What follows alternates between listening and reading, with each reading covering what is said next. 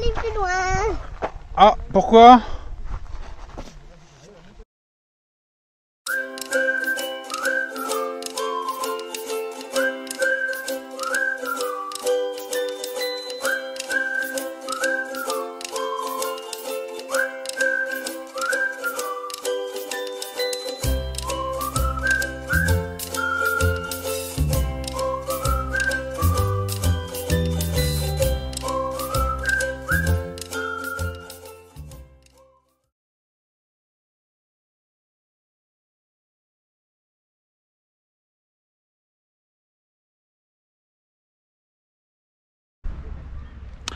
Bienvenue sur la Carretera Austral.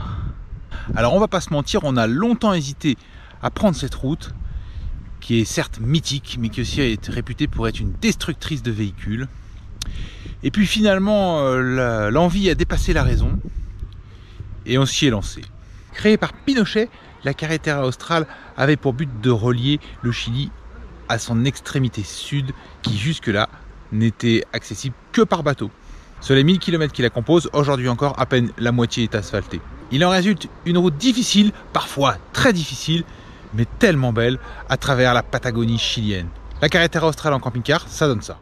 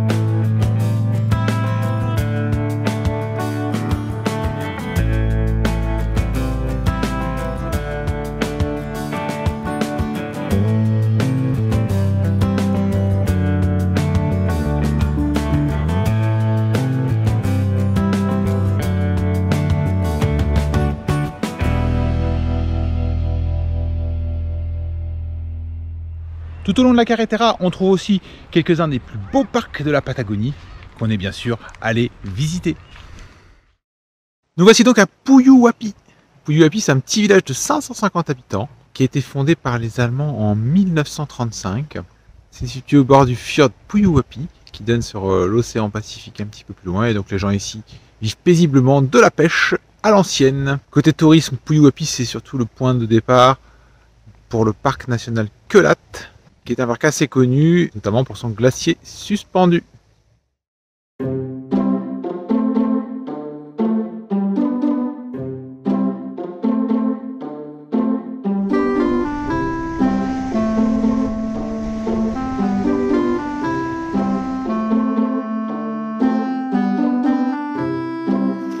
Nous sommes au parc national Kelat et on va aller voir un glacier suspendu.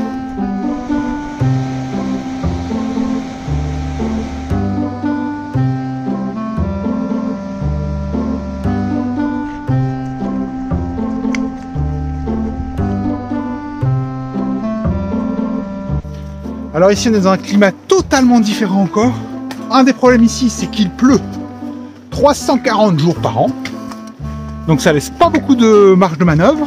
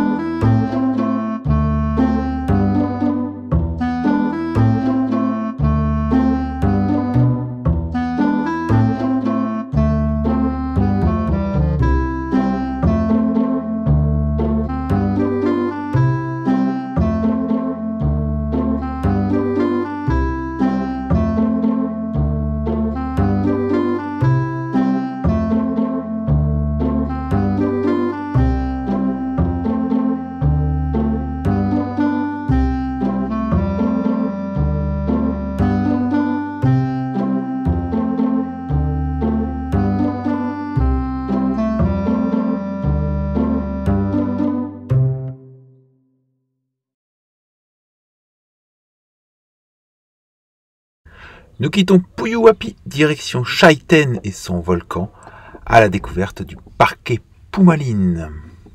Aujourd'hui, on va visiter la forêt de Jurassic Park. On est dans le Parque Pumalin et donc on va aller faire le Sendero Los Alerces. On va aller voir des arbres millénaires gigantesques.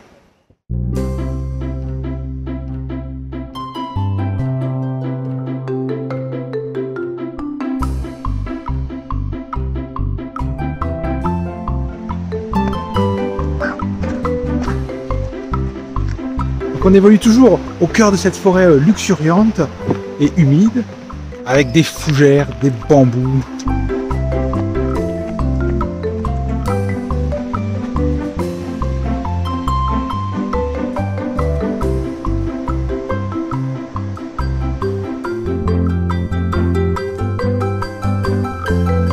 Dans cette forêt, il y a des alerces. L'alerce est un arbre qui peut atteindre plusieurs centaines de mètres de haut et surtout des diamètres hyper importants. C'est des arbres qui peuvent vivre jusqu'à 3000 ans. Alors on le trouve qu'en Amérique du Sud et uniquement à cette latitude.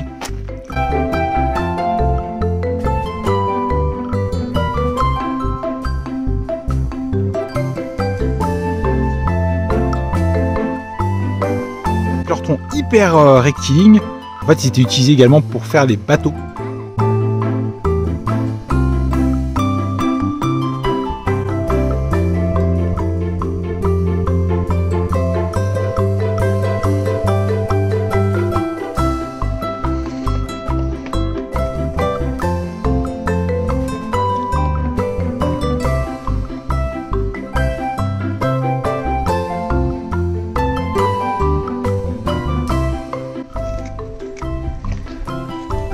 Tout friable, tout humide. Il faut dire qu'ici il pleut 300 jours par an.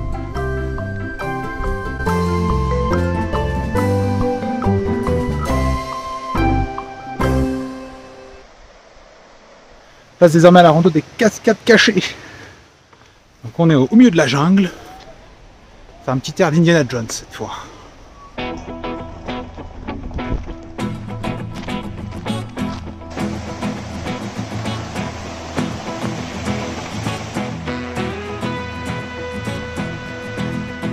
Ici, on est sur le territoire de la Ranita des Darwin. C'est une petite grenouille qui se cache. On va essayer de la trouver. Wouhou!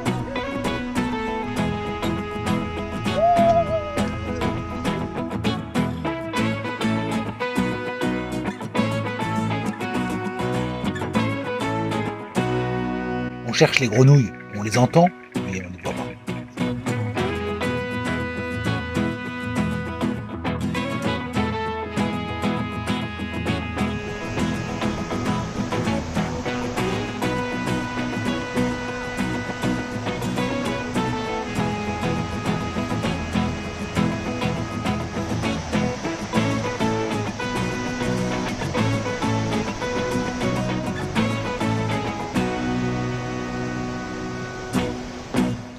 Alors peut-être qu'elles se cachent, mais en tout cas elles font du bruit.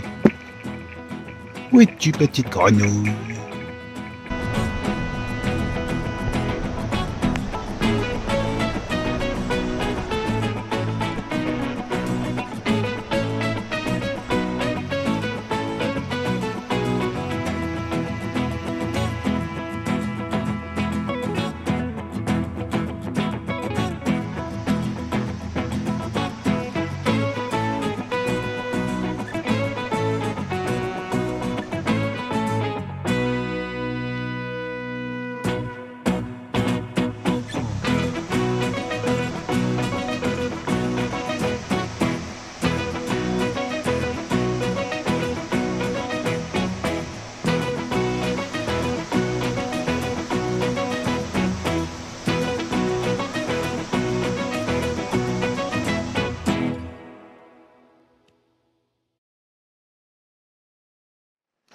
Aujourd'hui, nous partons à l'ascension du volcan Chaiten, un volcan éteint qui s'est mystérieusement réveillé. Alors Chaiten est une petite ville paisible de 4000 habitants, au pied du volcan Chaiten, un vieux volcan éteint depuis des années. Mais la vie paisible des habitants a été soudainement bouleversée le 2 mai 2008, lorsque le volcan Chaiten s'est réveillé. On a eu le temps d'évacuer les habitants avant qu'une éruption énorme se déclenche. Une colonne de fumée de plus de 20 km de haut qui s'est vue jusqu'à Buenos Aires. Le volcan a entièrement détruit le village et a fait naître un nouveau dôme augmentant la hauteur de 200 mètres d'altitude du volcan Chaiten.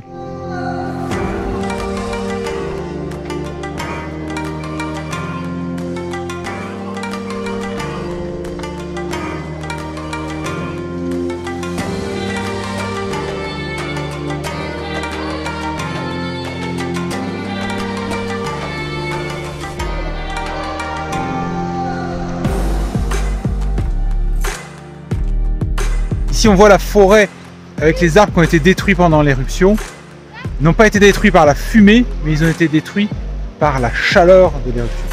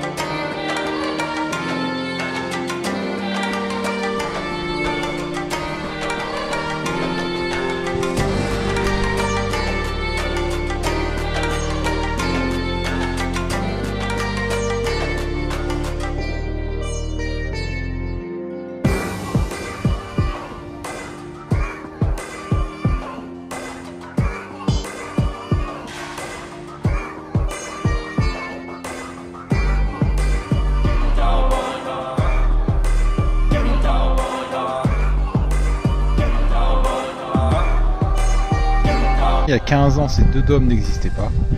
Ils sont apparus après l'éruption et ils ont fait augmenter la hauteur du volcan de 200 mètres d'altitude.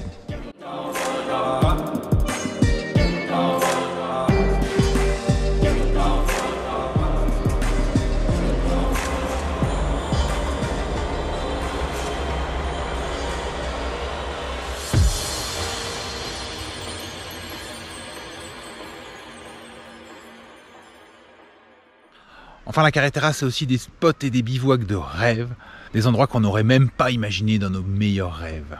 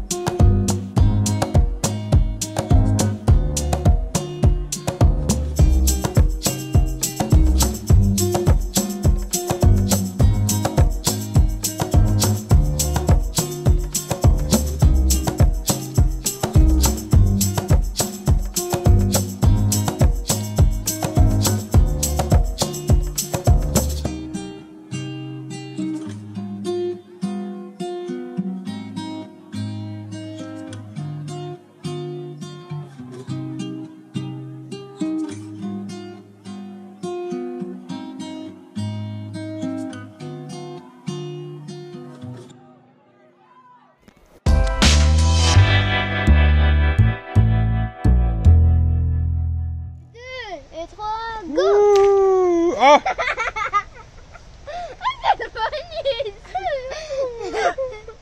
Elle a cassé la liane.